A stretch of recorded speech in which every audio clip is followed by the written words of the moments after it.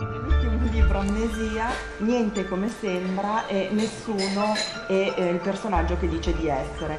Siamo sicuri che stiamo parlando con Jean-Christophe Granger? Ah, alors je suis bien Monsieur Granger, mais ce que j'aime justement particulièrement dans ce livre, c'est de toujours étonner le lecteur et justement toujours le faire avancer sur des fausses pistes, sur des routes que le lecteur croit aller dans telle ou telle direction et puis c'est le contraire. Je pense personnellement que c'est le secret d'un livre intéressant, c'est de pouvoir toujours étonner le lecteur. Si le lecteur a de l'avance sur l'histoire, ça c'est très mauvais. Giornalista, scrittore, sceneggiatore, studioso della mente umana e tanto altro. Chi è brevemente Granger? Avant tout, je suis écrivain. En réalité, j'ai fait des études de lettres, vraiment des études classiques, littéraires. Et puis ensuite, j'ai fait du journalisme, mais je voulais depuis toujours écrire, et surtout écrire de la fiction, c'est-à-dire des romans. Ça, c'est ce qui m'intéresse le plus au monde, c'est d'écrire des histoires. Donc depuis, c'est vrai, j'ai écrit aussi des scénarios, mais par exemple, on m'a souvent proposé de mettre en scène des films d'après mes livres. C'est quelque chose que je ne veux pas faire. Moi, ce que je sais faire, c'est écrire des livres, c'est ce que j'aime. Quand vous écrivez, vous êtes votre propre maître, vous êtes chez vous, vous êtes tranquille. Et vraiment, je me considère comme un artisan, en fait. Et ce que j'aime, c'est tous les matins, très tôt, attaquer mon travail. Che differenza c'è tra scrivere come giornalista, quindi scrivere di cose reali e scrivere appunto di cose inventate, ma fino a un certo punto, perché sappiamo che lei attinge dalla sua esperienza di giornalista per scrivere poi le trame dei suoi libri, dai posti proprio a esperienze tipo in Amnesia dell'istituto psichiatrico. En réalité, quand on écrit en tant que journaliste et en tant que romancier, il y a toujours les mêmes deux mouvements qui sont à l'œuvre, c'est-à-dire d'un côté la vérité, les faits, vraiment, l'exactitude, et de l'autre, toujours la tendance à romancer. Même quand on est journaliste, pour intéresser son lecteur, pour mettre en scène la vérité, mais d'une façon un petit peu plus théâtrale. Donc en réalité, ces deux pulsions-là, elles sont toujours à l'œuvre quand on écrit. Moi, je me souviens, quand j'étais journaliste, j'avais cette tentation du romanesque, ce qui était assez dangereux, parce que quand vous devez raconter une histoire, même s'il y a un moment où elle est moins intéressante, c'est la vérité, vous devez de raconter la vérité, il ne faut surtout pas romancer. Donc je dirais que je suis plus à l'aise maintenant que j'écris des romans, à base de réalité, parce que là, j'ai toute liberté pour romancer, exagérer, mettre en scène d'une façon ou d'une autre, pour toujours justement capter le lecteur. Mais moi, c'est toujours ce qui m'a frappé, le reportage n'est pas si loin du roman dans la mise en scène, dans le fait par exemple de commencer par un détail qui est très surprenant pour accrocher son lecteur ou ménager du suspense dans le reportage. En réalité, je trouve que le journalisme de reporter est assez proche du roman, sauf qu'évidemment tout doit être vrai. Quali difficoltà si incontrano nella stesura di un libro? Soprattutto perché dai suoi libri sono stati tratti alcuni film, Fiumi di porpora, L'impero dei lupi, L'eletto, Miserere. Quando lei scrive è condizionato dal fatto che poi possano diventare dei film? Les difficultés que je rencontre en écrivant mes livres, je dirais que ces difficultés, plus je vieillis, plus elles diminuent. Parce que c'était essentiellement des difficultés de trac, de stress, d'angoisse, fatalement en vieillissant, en multipliant les livres et les succès, vous prenez confiance en vous. Donc j'ai beaucoup moins de difficultés qu'avant, et d'ailleurs je travaille plus vite. Parce que quand vous avez le trac et puis que vous angoissez et puis que vous relisez, que vous vous dites c'est pas assez bien, ceci, cela, évidemment ça prend beaucoup plus de temps. Maintenant, je dirais que je suis comme un artiste confirmé, c'est-à-dire, je mets aucune prétention, mais ce que je veux dire, c'est que quand j'écris quelque chose, je sais ce que je fais, et en plus, mes lecteurs m'ont donné confiance. Ça, c'est une chose. Alors, pas du tout. Ce qu'il faut quand vous écrivez un livre, c'est vraiment penser à votre livre et essayer de faire le meilleur livre possible. Ça serait très très dangereux de penser au cinéma ou de se laisser influencer par le cinéma. À la base, j'étais influencé par le cinéma parce que je suis un écrivain qui a autant lu de livres qu'il a vu de films. En plus, quand vous écrivez des romans policiers, c'est un genre qui est de toute façon très proche du cinéma, qui est nerveux, qui a des petits chapitres, qui doit avoir toujours quand même une certaine cadence. Donc depuis toujours, je suis proche du cinéma. Et d'ailleurs, c'est plutôt le contraire ce qui s'est passé dans ma vie. C'est parce que mes livres étaient proches du cinéma que le cinéma m'a appelé et que le cinéma a adapté mes livres. Mon premier livre, alors que je n'avais rien fait du tout dans le cinéma, c'était Le vol des cigognes. Il était déjà très cinématographique. D'ailleurs, on vient de finir le tournage. C'est le contraire. C'est que parce que mes livres étaient cinématographiques que le cinéma s'est intéressé à moi. Mais depuis toujours, quand j'écris mes livres, je ne pense surtout pas au cinéma. Par exemple, surtout pas penser à un acteur. D'abord, ce que je trouve, c'est pas intéressant de penser à un acteur, parce que si vous pensez à un acteur pour votre personnage, ça veut dire que vous pensez déjà au personnage qu'il a joué. Donc c'est pas du tout intéressant. Et puis en plus, alors moi qui connais quand même bien le milieu du cinéma, ça serait une erreur, parce que si vous pensez à un acteur, vous êtes sûr de ne pas l'avoir. C'est un milieu tellement compliqué qu'il ne faut surtout pas penser, ah tiens, quand on adaptera mon livre, d'abord, rien n'est sûr, c'est toujours une chance d'être adapté, que le cinéma vous achète votre livre. Moi, je fais avant tout mes livres. Per scrivere Amnesia, visto che in una video intervista ha dichiarato che tendenzialmente fa dei mini reportage per sviluppare al meglio la trama e l'ambientazione, tipo l'America centrale e l'Argentina per l'istinto del sangue, oppure la Thailandia per il concilio di pietra. Per Amnesia ha fatto lo stesso viaggio del protagonista? Ce roman, il paraît complexe, parce que d'abord il est long, parce que le personnage est plusieurs personnages, mais en réalité il a été assez simple à écrire parce que c'était plutôt une suite de petits romans. Et pour les enquêtes, c'est pareil. Pour chaque petit roman, j'ai fait une enquête. Je suis allé dans un institut psychiatrique à Bordeaux. Je suis allé chez les Clochards à Marseille.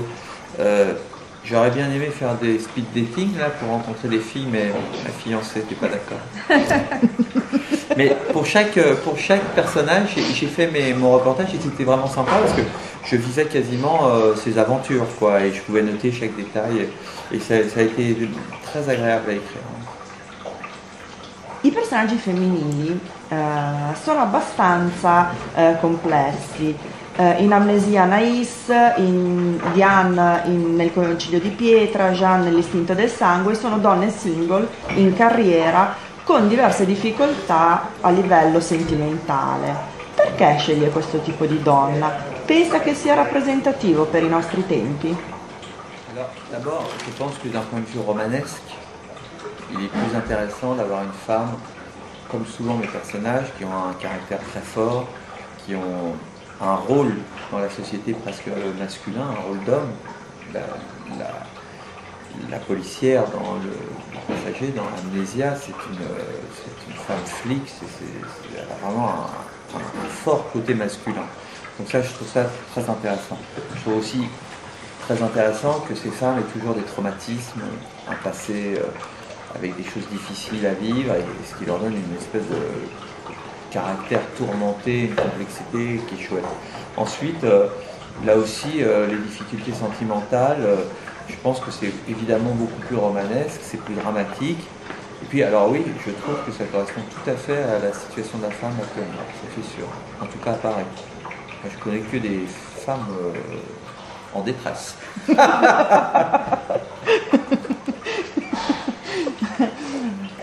Parlando sempre ovviamente dell'ultimo romanzo, viene poco sviluppata la parte riguardante il padre di Anaïs e dell'organizzazione Métis, pur essendo comunque onnipresente in tutto il libro. Rimane comunque un po' nell'ombra. È perché ha in mente di svilupparlo magari in un prossimo libro? Non, ce que volontairement j'ai voulu m'attacher évidemment au personnage central, Mathias, à Anaïs, qu'il poursuit, et j'ai voulu laisser Métis dans une espèce de brouillard menaçant, parce que c'est finalement, et je pense que ça correspond tout de même à la réalité, c'est des grandes entreprises qui mènent des programmes, et il arrive à un moment, et il le dit d'ailleurs, un des personnages, vous cherchez des coupables, mais vous ne trouverez même pas des responsables, parce que c'est des trucs qui se décident avec des conseils, des assemblées, des machins et tout. Et comme dans tous les grands groupes, il arrive un moment où on ne sait même plus qui a décidé quoi. Et j'aimais bien ce côté tentaculaire et invisible, mais en même temps très menaçant. Et puis il y a un mot à la mode en ce moment qui m'intéresse justement, c'est ce qu'on appelle les lobbying. Et franchement, alors je ne sais toujours pas comment que j'étais, mais on sent bien que c'est une force qui peut influencer les choses. Et Métis, c'est ça, c'est un groupe qui influence les choses, qui mène des recherches secrètes, mais finalement, j'ai préféré ne pas mettre vraiment de visage et de nom sur ces dirigeants. Nei suoi libri il tema ricorrente sono i problemi psicologici che possono indurre una persona a cambiare. È affascinato dalle fratture mentali che portano l'essere umano a diventare violento e in qualche modo alla ricerca dell'origine del male. Ça, c'est le sujet toujours central de mes livres. Je le recherche sans le rechercher parce que un livre, ça apporte toujours une sorte de réponse artistique, qui donc est pas une réponse, qui est plutôt un fantasme. Mais il est évident que j'écris là-dessus, c'est ma préoccupation première. Et puis,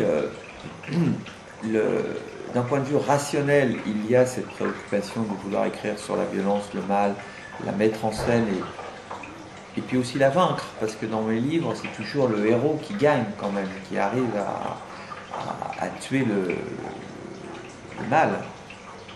Mais plus profondément, il y a, je pense, une volonté de parler de ces problèmes-là et qui procure une espèce de plaisir, de jouissance au lecteur. Parce que, comme je dis toujours, finalement, on lit un livre très noir, très violent, mais pendant qu'on lit ce livre-là, la mort, la violence, la peur, c'est devenu une fiction, c'est comme un conte, c'est devenu quelque chose d'irréel. Donc on a peur, mais on éprouve du plaisir à avoir cette peur parce qu'on sait que c'est une peur fausse. Moi, tous les gens qui lisent mes livres éprouvent énormément de plaisir à le lire, ils disent « Oh, ça fait peur », mais ils sont contents. Si tout d'un coup ils entendent du bruit dans leur maison, ils ne sont plus du tout contents. Là, tout d'un coup, c'est la vraie peur, c'est la vraie vérité.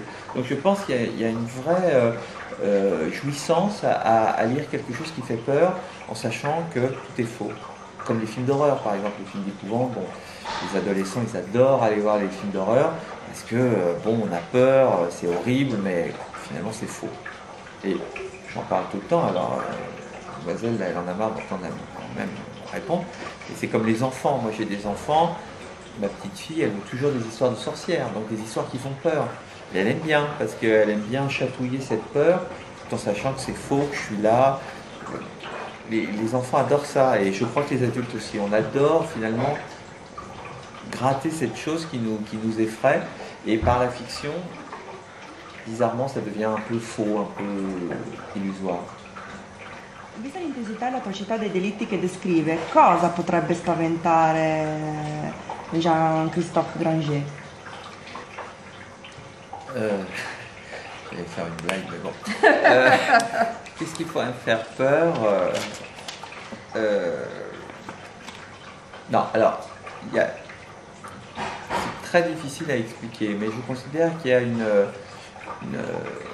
noirceur, un voyage dans les ténèbres qui, bien que horrible, bien que très violent, bien que parlant vraiment de la face terrible de l'homme, ça peut procurer une sorte de plaisir, une sorte de fascination et puis aussi une esthétique. Par exemple, les scènes d'autopsie, c'est quelque chose d'horrible, mais que ce soit dans les livres comme les miens ou dans les films, ça peut être aussi quelque chose de très beau.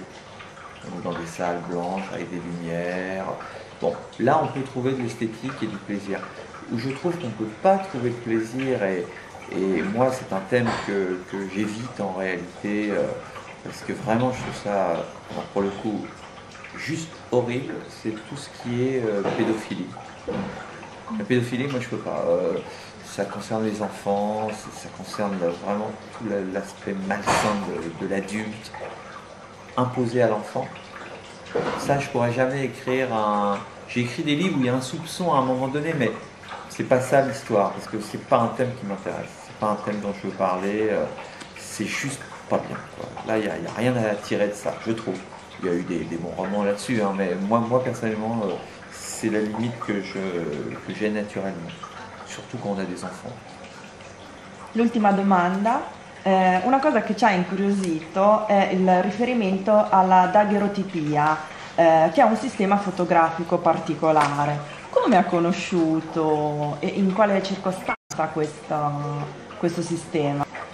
Pour répondre honnêtement, je ne sais rien, je ne me rappelle plus. Ce dont je me souviens, c'est que j'ai dû voir du daguerréotype et trouver ça très beau parce que c'est une technique qui donnait une lumière très très belle aux images. Et puis j'ai dû lire quelque part que le problème des daguerréotypes, c'était qu'on ne peut pas les multiplier. On en fait un, il n'y en a qu'un. Donc c'était quelque chose qui m'intéressait et que je trouvais qui correspondait bien au tempérament d'un tueur qui fait un crime et qui va finalement immortaliser son crime en un seul exemplaire. Et ça me plaisait. Alors évidemment, ça présentait aussi l'avantage, comme je le raconte dans mon livre, c'est que c'est une technique très très très particulière. Donc à partir du moment où le type laisse une substance ou quelque chose qui est lié à cette technique, on peut tout de suite déduire qu'en effet, sans doute, le tueur fait un daguerréotype. Mais je n'ai pas vraiment, j'aurais pu plus le développer parce que finalement, à aucun moment on voit vraiment les daguerréotypes des crimes. Parce que bon il faut bien finir à un moment donné, mais on aurait pu imaginer qu'on allait chez le tueur et qu'on voyait ces images accrochées au mur. Ça aurait été une scène chouette, mais je n'ai pas pu la placer. Io la ringrazio veramente molto, sono affascinata dai suoi libri e dalla sua forte personalità. Mais dans la vie, je suis souriant. Hein. Non, c'est vrai, en France, les gens sont toujours étonnés parce que vu mes livres, on s'attend à rencontrer quelqu'un de noir, assez sombre, et je suis pas du tout comme ça dans la vie. Et je réponds toujours, je suis pas parce que justement, toute ma noirceur est dans les livres. Il n'en reste plus dans la vraie vie.